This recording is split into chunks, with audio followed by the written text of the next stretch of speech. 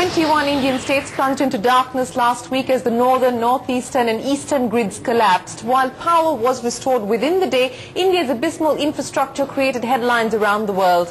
While an embarrassed government put up a brave defense, the recent grid failure is a mere symptom of the chronic malaise facing India's power sector. While the blame game continues on what caused the collapse, the reality is every day in most states demand outstrips supply. Large parts of rural India are still powerless. Generation has fallen short of targets year after year. State discoms are virtually bankrupt and companies are starved of fuel.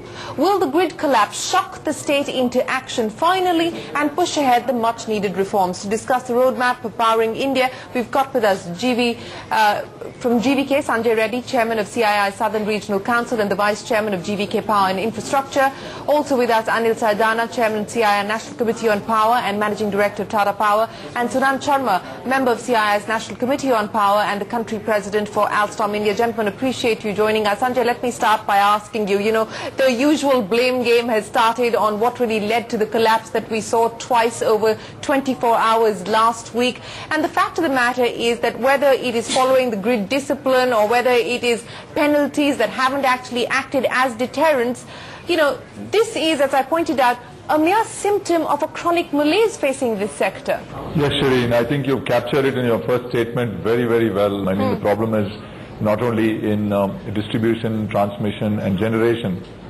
And broadly, my view is that, one has to have a comprehensive look at the power sector and to come up with a way forward with a short-term, medium-term and long-term plan. But Sanjay, let's talk about what we're seeing happen as far as generation is concerned. Year after year, we failed to meet our targets. The former Power Minister, Sushil Kumar Shinde, on his way out, defended the government, saying that we added 20,000 megawatts in capacity in 1 year compared to what we've done in any other plan. I mean, that's hardly something to boast about, given the fact that China outstrips us 6 times annually every single year.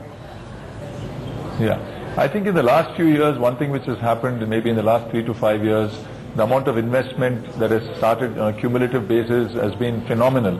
But obviously, without enough planning on some of the key areas, including fuel, land, environment, etc. And so, I think these problems surfaced when, power plants started going into generation. And I think in my view, on the generation side, while there are a lot of problems in every sector, I think one has to focus primarily in terms of a long-term energy policy. If I recollect, the last time the country really had a long-term energy policy was in the year 2000 or 2001. So we really need to look at a long-term integrated energy policy and energy security plan. All of these matters are extremely well established, Shireen. I think one of the things which needs deep focus is the fact that we have multiplicity of decision making. Take us in manufacturing, for example, being encouraged hugely by the planning process. Not only us, but our competitors and others have all made vast investments across India in anticipation of a planning which would require about 25 to 30,000 megawatts of new power plants to be installed every year. So as you started by saying that generation is already there, but then if no one anticipated the fact that there would be such a huge gap in the supply of coal or gas, right, or that the low-hanging fruit of hydro would not become available because of issues which rose late in the day, such as environmental clearances and so on. So the entire thing is symptomatic of a lack of a very high-level coordination, because we in the private enterprise cannot be the ones to encourage government internally from department to department to speak with each other and remain coordinated. The integrated policy is actually on record. On paper it may be there, but in reality it's a very different situation. Sanjay, one of the issues that Sunand raised, and which is perhaps one of the most critical issues facing the sector at this point in time, is the lack of clarity as far as fuel is concerned. Whether it's coal, whether it's gas, we don't know where the fuel is going to come from. It becomes a battle between the coal ministry and the power ministry then the Prime Minister's office steps in. There is still no clarity on what happens as far as fuel supply is concerned, and most plants running at below capacity. Yeah, absolutely. I think it's a structural problem. I mean, I always saw this as an issue because In India, as you know, the different ministries, and I don't know whether really this can be solved, but each ministry focuses on its own area. So one has to really think through how do we make decisions which are able to address everything in a comprehensive manner. I must say that about 4 months, 5 months ago, when we as Association of Power Producers approached the Prime Minister, he was extremely positive, very emphatic that he will put his entire team to find solutions. Yeah, but where does that take us, Sanjay? That doesn't take us very far, because then there is an empowered group of ministers that will meet. It hasn't met yet. It hasn't been scheduled to meet yet. Then there is the larger issue of what you actually do with gas prices. Should it be market aligned? Should it not be market aligned? Each ministry has its own view. The suppliers of gas have their own view. So we're still stuck in the middle of all of this, and there's actually been no action that's been taken despite those several meetings. Yeah, I think it's a complex issue, Shireen. Apart from the fact that we have, of course, splintered ministries, we also have an issue that it's a subject which is shared both by the state and the centre. Then politics comes into play as to who's governing the state, who's governing the centre. Today we have a problem, and I agree that we have to find a solution. Right. But I'm more concerned that if we don't continue our path in terms of finding ways to continue to push investment in this sector, maybe we'll end up in a much more serious situation in 2 to 3 years from now. Anil Sardana, let me bring you in here, because you have a target at Tata Power of generating 26,000 megawatts of capacity, and you're by 2020, and you're saying that you're going to be unable to deliver on that because of the lack of coal availability, and that is forcing you to look outside of India. Is that going to be now a large part of the solution, because you're not being able to untangle what Sanjay is saying are regulatory issues, are policy issues in India? Companies are going to be forced to look outside. Certainly, that's one of the challenges that the companies are certainly going to embrace. The trouble today that we have is of a larger dimension. We need to worry about the energy security that the country needs to resolve. You talked about fuel, and Sanjay mentioned about the fact that the coal issues are not going to be solved overnight, the mines can't be dug up overnight, which is true. But I think we have a larger issue here at hand.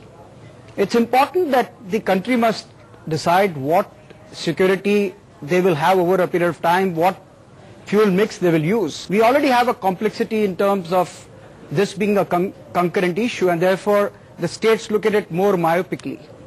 But the center must come out with a detailed policy in terms of what kind of mix would they look at in terms of 3 years, 5 years, and 10 years horizon. Mr. Sardana, let me ask you, because one of the other big problems that this sector is faced with is the virtually bankrupt discoms. Once again, we're hearing from the government that they're going to be putting together a restructuring package as far as discoms are concerned. Some states are okay with it, some states are not on board with it. The power minister, in an interview with me, said that perhaps by the end of August, the cabinet will actually clear another restructuring package for discoms. But the perennial problems that this sector is faced with haven't been dealt with. So is this like throwing good money after bad? Completely. I endorse your viewpoint. Delhi got into the PPP model 10 years back. 2002 is when they started that. Today, the results are there to be seen. The sad part is, I don't see the reason why the government needs to be in this business. In fact, it's just because of the vested interest that the whole thing is moving around in circles. Otherwise, the government should actually get into the PPP mode and be at the driver's seat to actually demand performance. It's completely unfathomable as to why the government should be in this kind of a business. I mean, I've seen numerous occasions in which, in the hinterland, in the places, when you can't manage your peak supply, you disconnect customers. Now, is this the way in this present age? The whole world has moved into reliable electricity. People are talking about smart grid. That's merely a fashion statement in India. How you manage smart grid in India? A lot of things have become a fashion statement. In fact, after the grid collapse, islanding is once again become the fashion statement, with states like Delhi saying that why can't we go for islanding as Bombay did. But I'll get to that in just a bit.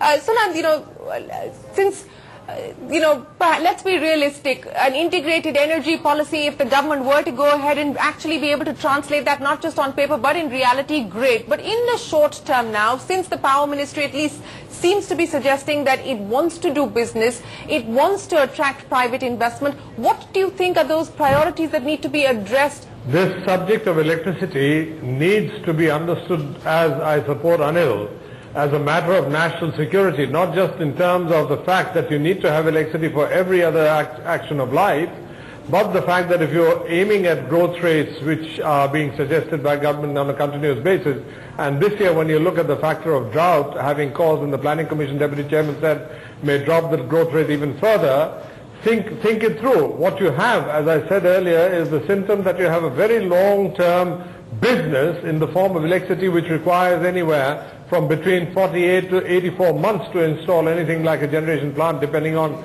the fuel, to a very short-term fix on a band-aid basis. Absolutely, and then you've got to deal with at least a 15-month delay, which is the average delay that we see as far as power plants are concerned in this country. Sure, and insofar as what he said, what Anil said about islanding, or what you said about islanding, and Anil mentioned about discount, this is not the first year this is being discussed. It's a matter very serious. I mean, why is electricity not treated like any other commodity? And why is the theft of electricity not treated like the theft of any other commodity? I mean, it's so obvious, and the Electricity Act has been in position since 2003. Special magisterial powers are available. Action should be taken, and again in support of Anil, wherever it has been implemented, and he pointed out the situation in Delhi. A, I'm a resident here, and B, the results speak for themselves. That is a low-hanging fruit. It's the easiest thing to implement, and the messages are all over the place. The question is really implementing that which you already know requires to be implemented, and implementing firmly and quickly. Well, on that note, we'll take a quick break, but when we return, we'll try and find answers to powering India.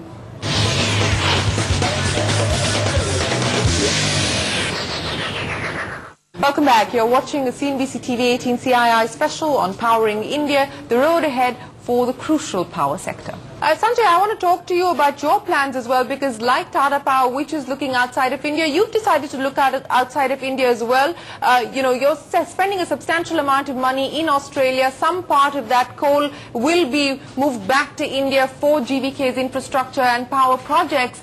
But, is this going to be what we're going to be faced with? More and more companies actually looking outside of India, because in the short term there doesn't seem to be solutions to the problems of fuel supply.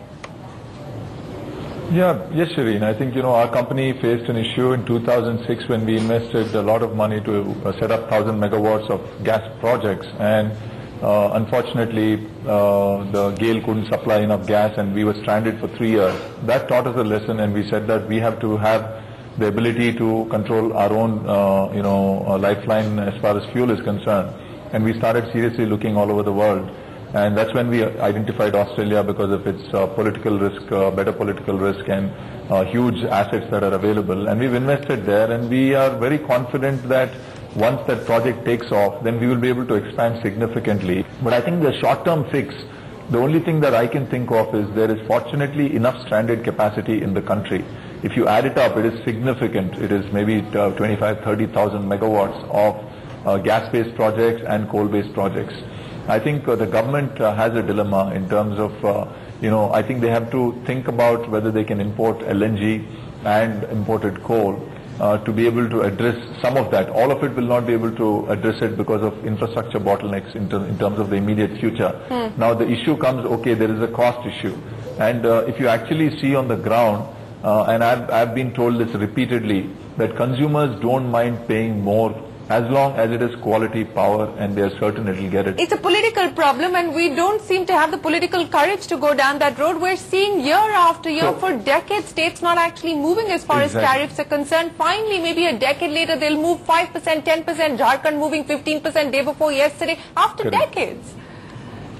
Exactly. But I'm not talking about moving the tariff for everybody, because, it's okay for us to wish everything, but it's not easy. But at least if we say that, okay, if we are willing to import and at least bridge the gap of say 10,000 megawatts or 15,000 megawatts as a policy, as a country, if we are able to take a decision under the guidance of the Prime Minister and all the Chief Ministers, and whoever wants to pay, at least, that can be provided to them. At least partly it will solve the problem. Sure, I'm not saying it will solve it fully. Since you touched on the topic of imported, fuel, let me go across to Anil Sardana. Anil Sardana, the UMPPs in this country are now facing an uncertain future, once again because of imported coal, and the Indonesian government has changed its policy, and now corporates are looking at the Indian government saying, hey, provide us a cushion. So, where do we go from here? On one hand, Sanjay is saying consumers are willing to pay if we actually were to import coal and pass on that, but clearly industry is not willing to take that on. So I think, Shirin, this is completely a wrong presentation of this whole case. UMPP is a great success. You have such a large capacity that you need for the country. Imagine 4,000 megawatt at Mundra is going to support 2% of India's population. And that too at a price point which is amazing. 90 paisa is the fixed price of Mundra. Can you source power more competitive than this? Can you have a generation capacity which is as green as what you get out of supercritical boilers installed there? It's an amazing experiment. I think it's a great thing that's happening. But now, if at all, companies are going back to the government to provide us a cushion because the rules have changed elsewhere. So I'm making that point to say, if the coal prices today have changed, and if 65 paisa gets added to Mundra's cost, it will be still one of the most competitive power that the country can source. You just heard what Sanjay mentioned, the fact that today people are wasting oil. They're using DG sets with 14, 15 rupees per unit. Mundra with that 65 paisa addition is going to be still 3 rupees 10 paisa. Now if it's going to be 3 rupees power that you need and you get so much for the national reconstruction, I don't know what's the issue. But you come back to the point that government should subsidize companies like yours. No, I'm only saying it's not subsidized. It's a simple issue of saying over a 25-year cycle, the coal prices will cyclically move. And therefore today if the coal prices have gone up, compensate that because it's not the companies which change that. Or you have enough diplomatic power to make sure that Indonesia follows the contracts that were entered into. I think that's a point which has to be understood. Either the political diplomacy has to be a point where we make other country accept that the contracts which were entered to are honored, or else we quickly fall in line. But and in fact, countries do change the rules of the game midway. Can I make just... Sure, go ahead. Exactly. Now you see the country like India, we added 26% taxation on our own captive mining. And if we can do that and that's made pass through, then why do you stop Indonesia for changing rules? If they've changed rules, we should quickly understand that there is a change in law, get that into stride and make sure that the standard is set. But Anil Sardana, as of now the government needs capacity. As of now the government is saying we're not going to provide you a cushion. We cannot bear the burden of what the Indonesian government has done. In that context, till the time that perhaps they were to be persuaded by your argument and make some changes, what happens to these UMPPs? Do they then become financially unviable? No, but at the same time we are generating. 2 of the units are already on the grid. The others are all there ahead of schedule to come onto the bar. We are still contributing to the country's needs. It's important for the country to take a position in regard to what we are saying, and if the decisions can be taken faster, that helps the standard capacity to come back. If we don't actually see any of these reforms being taken forward, if we don't see the government moving fast as far as these crucial decisions are concerned, will private investment suffer? Is private investment going to stay out of the power sector? Because the government clearly needs you to pitch in. That's part of their big 12th five-year plan as far as the infrastructure space is concerned. The situation is, Shireen, it's beyond private sector decision making. It has gone to the stage where banks who actually finance the project 70-80% of the amount have become very sensitive to these issues, and the minute when you go and meet the chairmen of banks, before you open and you use the P word, I think, pretty much the answer is no. And so it's become extremely difficult for us as industry to convince banks to be able to lend to the power sector. So I think they are looking more than us we as entrepreneurs take risk, and yes, if we see an opportunity, we may still go after it as long as we see the message is right, intent is good, and we can see some action on the ground. Okay. Maybe not all of it. But the banks have become very, very wary. Wrap-up comments from all three gentlemen. Sanjay, top three priorities. I know from Veerappa Moily he's going to be calling all of you in for a meeting, which is what he told me. So what is your top three demands going to be? Our demands are going to be focus on some immediate solution, which is providing fuel to stranded capacities. How to address the economic issue in terms of cost. I think we have to find a way, whoever is willing to pay, let them buy it. That is one. Secondly, as I said, stop the clock and start thinking about what the next medium-term, long-term issues are. Focus on basically the fuel security and financial security of the sector. Very straightforward. These two grid failures were a very, very important wake-up call. Please go ahead and implement that which you already have without any waste of time. Ensure that laws, rules and powers are properly implemented. I would say implement distribution reform. That's foremost. Make sure that the consumer gets the benefit of seeing what the world does on the electricity side. That's first and foremost. Number two, for projects, the clearances entail some 60 steps.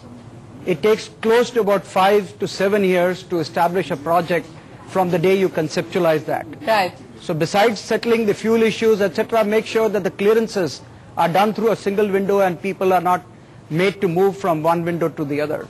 It becomes more predictable. Right. It's clearly time-bound. That must be established. Well, gentlemen, I'm afraid, we've had this conversation several times in the past. There's nothing new in the discussion that we've just had. The question now is of implementation. The question now is of political courage, political will and political support. Will New Delhi listen this time around? The Power Minister has promised that he will expedite clearances, that he will take up these matters on a war footing. More power to him if he were to actually be able to pull that off. But Anil, Sardana, Sanjay, Reddy and Sunand, Sharma, appreciate you joining us here on the CNBC TV 18 special. From all of us here, goodbye and many thanks for watching.